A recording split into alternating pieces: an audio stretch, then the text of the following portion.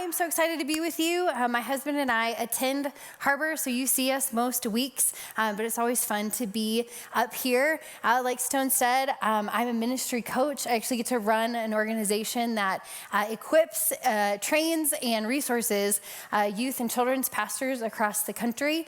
We specialize in small churches, and so it's a really fun job. We create a lot of really cool things, and then we give most of it away for free because small churches have small budgets. It's a terrible business model, so just know that.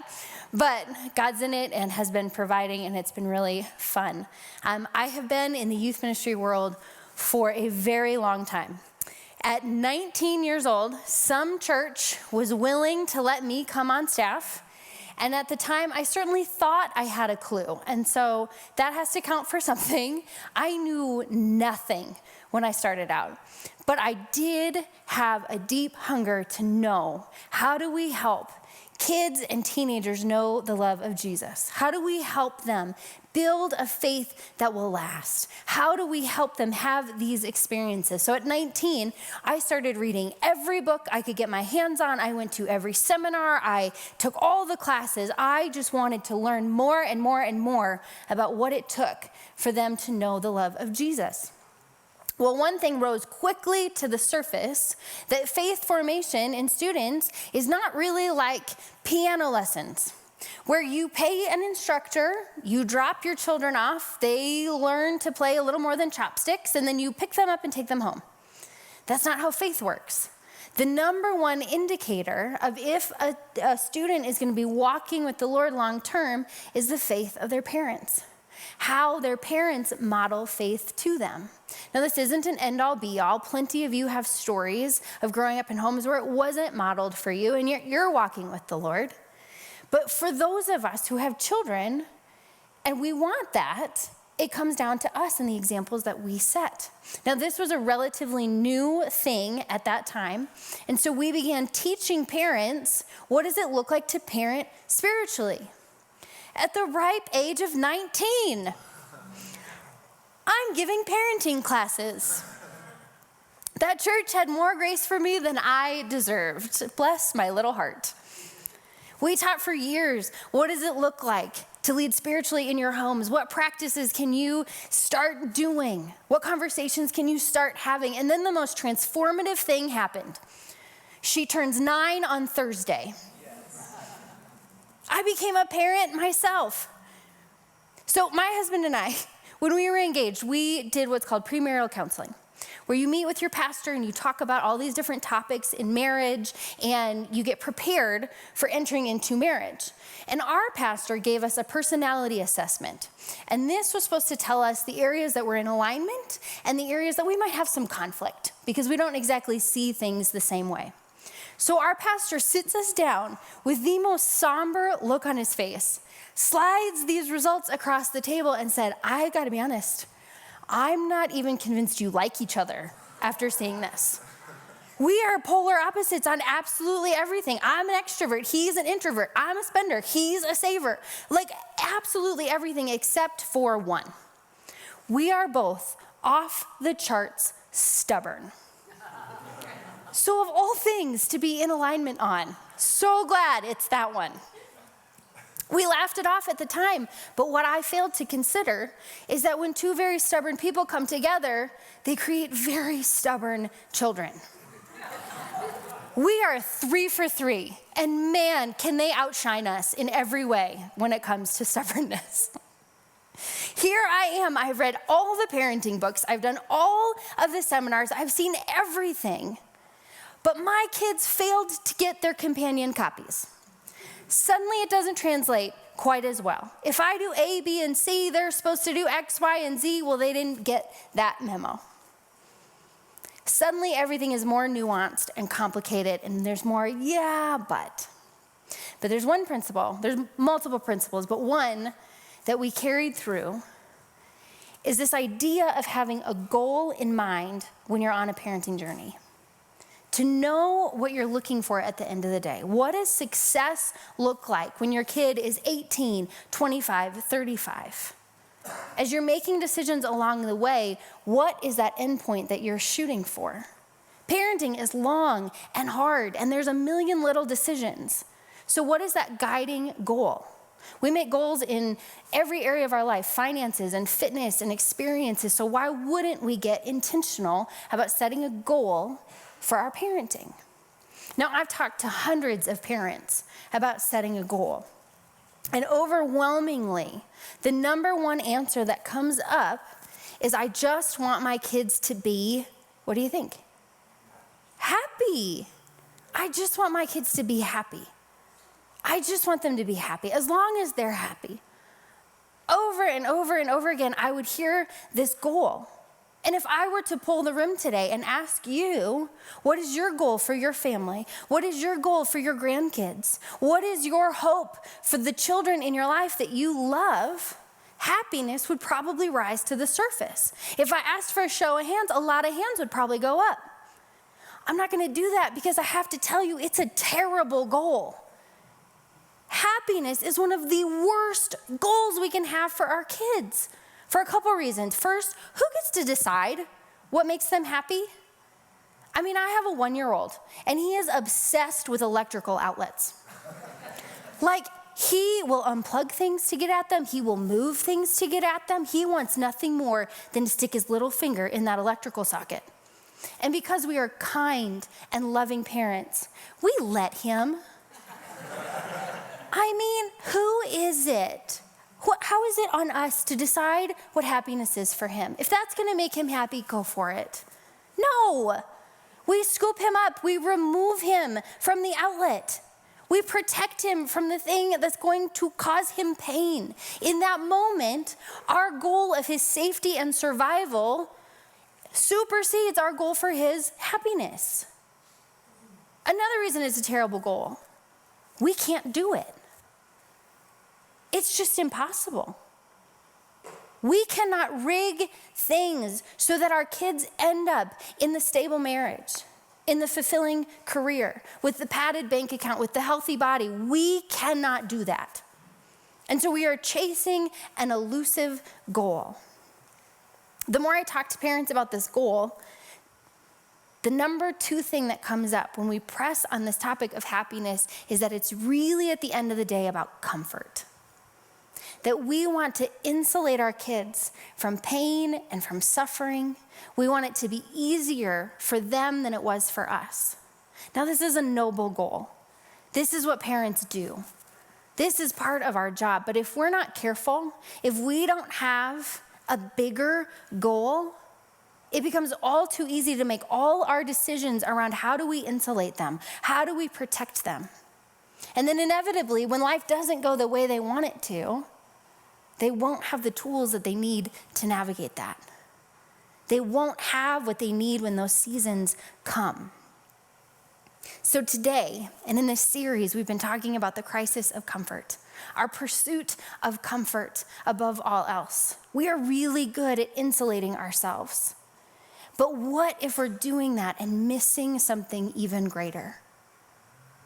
What if we have our sights set on the wrong goal? Just like my husband and I get to make goals for our family, we get to make goals for our life, for our spiritual journey, for our life together as a community. We get to decide what we want to be about. Is it going to be comfort, or is it going to be something so much more? Today we're going to be looking at a passage in Mark chapter 10. Some context here is really important. So before we get to this passage, we need to understand that Scripture is all one story. We lose this sometimes because we pick out cute Bible story and we teach that like in isolation, but it's all one big story. It starts at the beginning when God creates everything, and it's perfect for about a minute, and then we screw it up. We decide we want to do things our way. We act independently. We want to just find out what happens if we turn from God's ways. And everything breaks. And all of a sudden, sin and shame and suffering enter the picture. And God, in his goodness, doesn't just scrap it and start over. Doesn't just say, forget you, I'm moving on. God sets in motion at that time the greatest rescue mission ever, to reconcile us back to him. He starts promising to the Israelite people a rescuer, a redeemer. And generation after generation after generation, this promise is carried through. That rescue is coming, hope is coming, a Messiah is coming. Now, the Israelites had a really, really hard history. They were enslaved, they were oppressed, they were wanderers. And so over time and over generations, this promise of a Messiah took the shape of being more of a political leader. That they were looking for someone to ride in on the white horse and overthrow these oppressive regimes, rise to power, and suddenly their people would be the ones in power. Suddenly they wouldn't be oppressed anymore because they had been rescued and redeemed. This is the picture that people have when Jesus comes. When Jesus enters the story, this is what people are looking for, okay? So Mark chapter 10, we find Jesus at the very end of his ministry. All the miracles are done. All the healings are done. All the traveling is done. He is headed into Jerusalem one final time. We know in Scripture that Jesus knows what is waiting. Jesus knows and is dreading what's coming in these next days. So Mark 10, verse 32 says, they were now on their way up to Jerusalem, and Jesus was walking ahead of them. The disciples were filled with awe, and the people following behind were overwhelmed with fear. There's a whole sermon in and of itself, probably in this verse. The disciples are walking filled with awe. This is the moment they've been waiting for. It's time to ride into battle. But the people following behind them were filled with fear. See, they knew that Jesus had disrupted the status quo. That Jesus had made a lot of people angry, that Jesus had challenged the religious elite, that Jesus had challenged all of these people, and he's made a lot of people mad. And they're filled with fear. Jesus comes to the side and he pulls the disciples together and he starts talking about what these next days will hold. It says, taking the 12 disciples aside, Jesus once more began to describe everything that was about to happen to him. Listen, he said, we're going up to Jerusalem, where the Son of Man will be betrayed to the leading priests and teachers of the religious law. They will sentence him, he's talking about himself, they will sentence him to die and hand him over to the Romans. They will mock him, spit on him, flog him with a whip, and kill him. But after 3 days, he will rise again. He's saying, look, guys, we're headed into Jerusalem, and it's going to be bad. It's going to be really bad. All of these things are going to happen. I'm going to be mocked. I'm going to be spit on. I'm going to be abused, and I'm going to die. But hang on, because in 3 days, I'll rise again. Imagine this moment for the disciples. You've been walking with Jesus for years. You are some of the closest people in his life, and you're hearing this news that this is what's coming in Jerusalem. That had to be such a heavy moment. So much grief loaded in that revelation. We get this snippet of how James and John are processing. They were two of the disciples. Verse 35 says, then James and John, the sons of Zebedee, came over and spoke to him. Teacher, we want you to do us a favor. Great timing, guys. Jesus has just laid out the tremendous suffering he's about to endure, but you have a request for a favor. Okay. What is your request? Jesus said. They replied, when you sit on your glorious throne, we want to sit in places of honor next to you, one on your right and one on your left. Interesting request. James and John have this perspective that they are riding into battle, and that when Jesus takes his seat in the seat of government, they want to be at the table. They want a seat of prominence and power. They want influence. They are concerned about their position. They're concerned about their comfort. Jesus knows that's not what's going to happen. Jesus knows that a much bigger story has been set in motion, but James and John have tunnel vision on the one that they're expecting. Jesus looks to them and says, you don't know what you're asking. Are you able to drink the bitter cup of suffering that I am about to drink? Are you able to be baptized with the baptism of suffering I must be baptized? Oh, yes, they said, we're able. They're totally missing it. They think they have what it takes. My kids keep requesting that we get them a horse. All the time. It comes up so much more than you would think. And I keep saying, how are you going to pay for this horse? Oh, we got money. We got money. Don't worry about it. I have seen the inside of that piggy bank, and they are coming up extremely short. They may think they have what it takes, but they don't. James and John don't have what it takes. Jesus is about to be the rescuer and the redeemer. He's about to defeat sin and brokenness and shame and death once and for all. James and John cannot follow him there. James and John cannot take this on. I don't know how Jesus isn't getting frustrated here. They're just not getting it. Not only that, but can you imagine what's breaking out among the other disciples as they hear this request? Oh, you think you're special? You think you deserve those seats? Do you remember when they did this and this and this? Do you remember when I did this and this and this? I should be at the seat at the table. Jesus calls everyone together. He says, you know that the rulers of this world lord it over their people, and officials flaunt their authority over those under them. But among you, it will be different. Whoever wants to be a leader among you must be your servant. Whoever wants to be first among you must be slave to everyone else. For the Son of Man came not to be served, but to serve others, and to give his life as a ransom for many. Whoever wants to be a leader must be a servant. Whoever wants to be first must be last. Jesus introduces this upside down economy. In this day and in ours, we're looking out for ourselves. We're looking out for our happiness, for our comfort, for what we need. But Jesus says that's not the way. Among you, it must be different. If you want to be first, you must be last. If you want to be elevated, you must serve. Jesus, the only person who rightfully could have commanded all glory, all power, all honor, who could have been born into the wealthiest families, instead was born to a poor mother and laid in a feeding trough. Jesus, who could have dined with the most prominent, influential people, instead chose those society rejected. Jesus, who could have had the best and brightest followers, recruited average fishermen.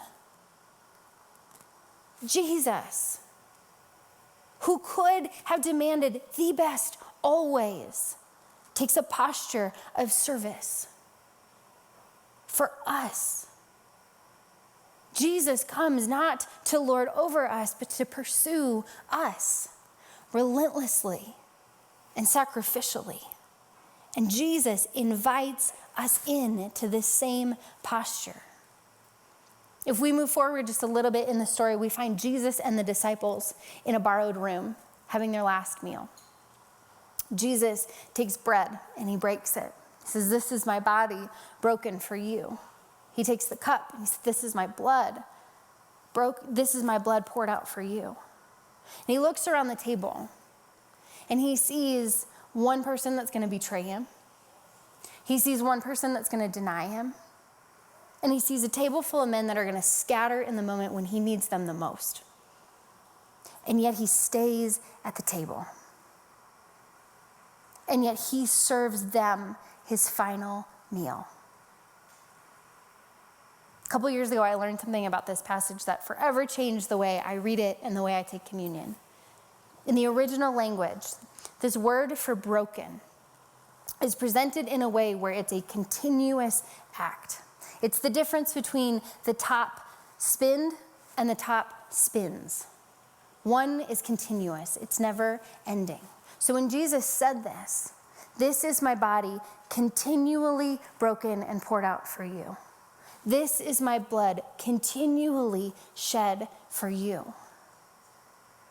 This is what Jesus invites us into. After dinner, John 13 says, he got up from the meal, took off his outer clothing, and wrapped a towel around his waist. After that, he poured water in a basin. Jesus starts to do something that had to confuse the disciples. You see, this was a task reserved for the lowest of servants. The lowest ranking person in the room took on this task. And here, the disciples are watching Jesus prepare for this moment. It says he began to wash the disciples' feet, drying them with the towel that was wrapped around him. Emmanuel, God with us, the same God who set solar systems into motion, stoops to wash the dirty feet of the very people that would betray him, the very people that would deny him, the very people that would abandon him. Jesus embodies this upside down economy that no matter what we deserve, we choose to humble ourselves, to lower ourselves to this position of humility, of service.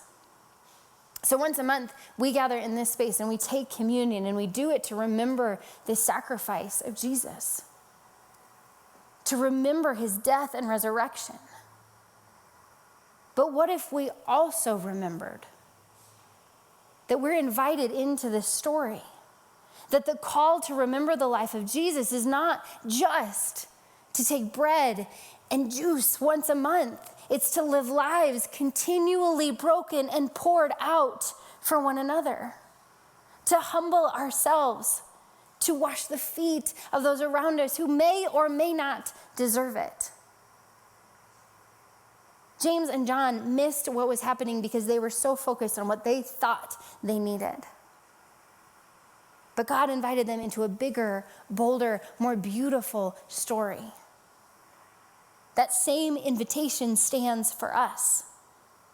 If we are willing to set aside our desire to pursue comfort and happiness and insulate ourselves, we get to be invited into what God is doing. But among us, it must be different. Among us, it must be different. Among us, we must take this position of sacrifice and service and humility. Something beautiful happens when I am looking out for you and you are looking out for them and they are looking out for you and you're looking out for me. Suddenly, we see that upside down economy at work where God sees and loves and meets all of our needs through one another. If we want to live for him, we must serve. So just like my husband and I set these goals, we have to ask ourselves, what do we want for our lives? What do we want for our spiritual journey? What do we want in this journey? Do we want to sit back and stay comfortable and miss it? Or are we willing to step into the beautiful story that God is writing? So what does that actually look like? What does it actually look like to leave this space and live lives marked by service? Live lives marked by humbling ourselves. We need to embrace this upside down economy. It doesn't sound amazing. It sounds a little scary. But when we step into this space, we find that God meets us there with the ultimate joy, with ultimate peace, with ultimate comfort, because God is more than able to meet that need. The second is we have to get real about what things do we find comfort in?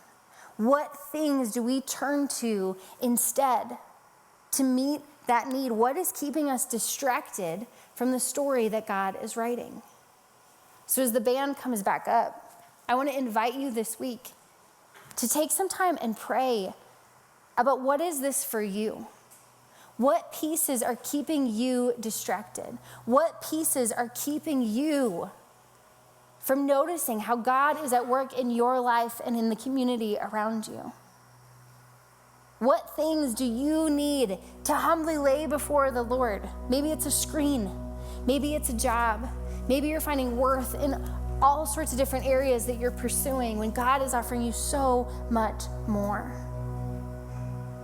God is writing a big, beautiful, bold story. in our lives and in this community, but among us, it must be different. May we be people who are willing to humble ourselves, to set comfort aside, so that this community, so that this city can know the love of Jesus more fully. May it be different among us. Let's pray. Father, I thank you so much that you invite us into this story, that we're not needed here, but we're wanted. I pray that you would give us the boldness to consider, where are we staying stuck? Where are we playing it safe? Where are we comfortable? And give us the courage to step into the story that you're writing, into the beautiful works that you're doing. And thank you for your sacrifice. Thank you for how much you love us. In Jesus' name, amen.